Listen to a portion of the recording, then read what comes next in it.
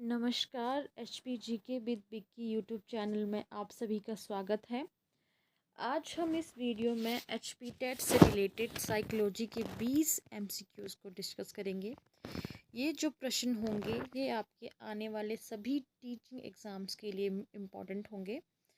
तो चलिए बिना किसी देरी के शुरू करते हैं फर्स्ट क्वेश्चन से। तो ये जो क्वेश्चन होंगे ये दोनों हिंदी और इंग्लिश में दोनों में आपको यहाँ पे दिख रहे होंगे। तो फर्स्ट क्वेश्चन है हमारा, वाटसन और स्किनर ने मनोविज्ञान के किस उपागम में योगदान दिया।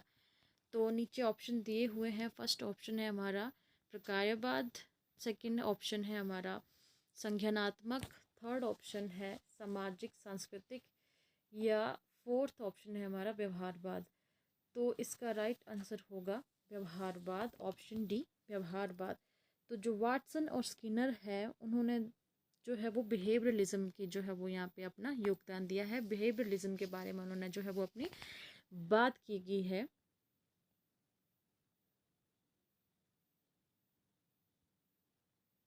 नेक्स्ट क्वेश्चन है, मनोवैज्ञानिक जो अभिप्रेरणात्मक एवं संवेगात्मक समस्या से पीड़ित व्यक्तियों के लिए कार्य करते हैं उन्हें क्या कहा जाता है। तो नीचे ऑप्शन दिए हुए हैं। ऑप्शन ए उपबोधन मनोवैज्ञानिक, ऑप्शन बी निदानिक मनोवैज्ञानिक, ऑप्शन डी सामुदायिक मनोवैज्ञानिक, या ऑप्शन डी संगठनात्मक मनोवैज्ञानिक। तो और इसका राइट आंसर होगा ऑप्शन ए उपबोधन मनोवैज्ञानिक।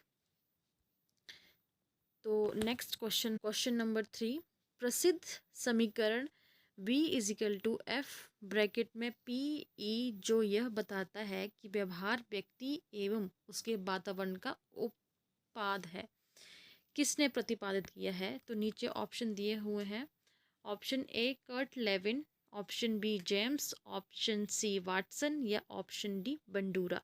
तो इसका राइट आंसर होगा ऑप्शन ए कर्ट लेविन। यदि आप और आपका कोई मित्र एक मापनी से किसी मेज की लंबाई मापते हैं तो ये संभावना है कि आप दोनों लंबाई के बारे में एक ही निष्कर्ष पर पहुंचेंगे। यह उदाहरण है। ऑप्शन दिए हुए नीचे। ऑप्शन ए वस्तुनिष्ठता का, ऑप्शन बी विचलनशीलता का, ऑप्शन सी स्वीकार्यता का, या ऑप्शन डी उपरोक्त सभी का। तो इसका राइट आंसर होगा ऑप्शन ए वस्तुनिष्ठता का। नेक्स्ट क्वेश्चन है, एक प्रयोग में एक स्वतंत्र चर क्या है। तो नीचे ऑप्शन दिए हुए हैं। ऑप्शन ए वह चर जिसका मापन करते हैं, ऑप्शन बी वह चर जिसमें बदलाव किया जाता है, या ऑप्शन सी वह चर जो दूसरे चर से प्रभावित होता है, या ऑप्शन डी वह चर जो क्या है स्थिर रहता है। राइट आंसर है हमारा ऑप्शन बी वह चर जिसमें बदलाव किया जाता है। तो एक प्रयोग में एक स्वतंत्र चर वह होता है जिसमें क्या किया जाता है, बदलाव किया जाता है। तो नेक्स्ट क्वेश्चन है हमारा, संज्ञानात्मक विकास का अर्थ क्या है। अब यहाँ पे जो है वो कॉग्निटिव से रिलेटेड जो है यहाँ पे क्वेश्चन आया हुआ है। तो ये बहुत ही इम्पॉर्टेंट चैप्टर होगा आपका, संज्ञानात्मक डेवलपमेंट का जो चैप्टर होगा।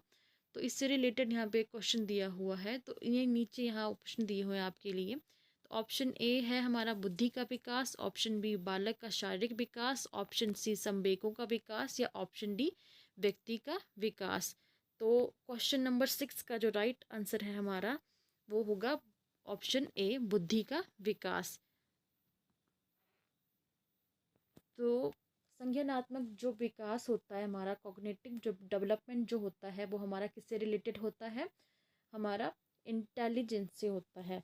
तो बुद्धि का विकास इसका राइट आंसर होगा। विकास डैश की अंतःक्रिया से प्रभावित होता है। तो ऑप्शन यहाँ पे दिए हुए हैं। ऑप्शन ए जैविक और सामाजिक संवेगात्मक प्रक्रिया से, ऑप्शन बी सामाजिक संवेगात्मक प्रक्रिया से, या ऑप्शन सी संज्ञानात्मक प्रक्रिया से, या ऑप्शन डी जैविक संज्ञानात्मक और सामाजिक संवेगात्मक प्रक्रिया से। तो क्वेश्चन नंबर 7 का राइट आंसर होगा आपका ऑप्शन डी, जैविक संज्ञानात्मक और सामाजिक संवेगात्मक प्रक्रिया से। नेक्स्ट क्वेश्चन है आपका, संवेदीय पेशी अवस्था की अनुमानित आयु क्या है।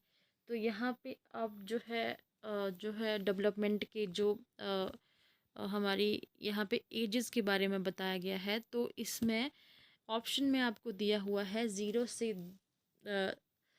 2 वर्ष तक, या ऑप्शन बी 2 से 7 वर्ष तक, ऑप्शन सी जो है वो 7 से 11 वर्ष तक, या ऑप्शन डी 11 से 18 वर्ष तक। तो इसका राइट आंसर जो होगा हमारा ऑप्शन ए 0 से 2 वर्ष तक। तो यहाँ पे जो है वो सेंसरी मोटर स्टेज के बारे में बात की गई है। तो सेंसरी मोटर स्टेज होती है वो हमारे जन्म से जो है वो 2 वर्ष तक जो है वो यहाँ पे एज होती है। तो इसका राइट आंसर होगा ऑप्शन ए 0 से 2 वर्ष तक। तो सेकंड क्वेश्चन है आपका 9th। तो सेकंड अब विकी करने का सूत्र क्या है। तो यहाँ पे जो है वो IQ का फॉर्मूला आपको दिया हुआ है। तो option A MA/CA into 100, option B CA/MA into 100, option C MA/100 into CA, या ऑप्शन डी MA/CA। तो इसका राइट आंसर होगा हमारा ऑप्शन ए MA/CA इंटू 100। तो ये जो IQ का फॉर्मूला होता है mental as upon chronological age into 100। तो ये IQ का जो फॉर्मूला वाला जो क्वेश्चन है ये आपको हर एग्ज़ाम में जो है वो कहीं ना कहीं तो आता ही है। तो ये बहुत इम्पॉर्टेंट जो है वो क्वेश्चन है आपका।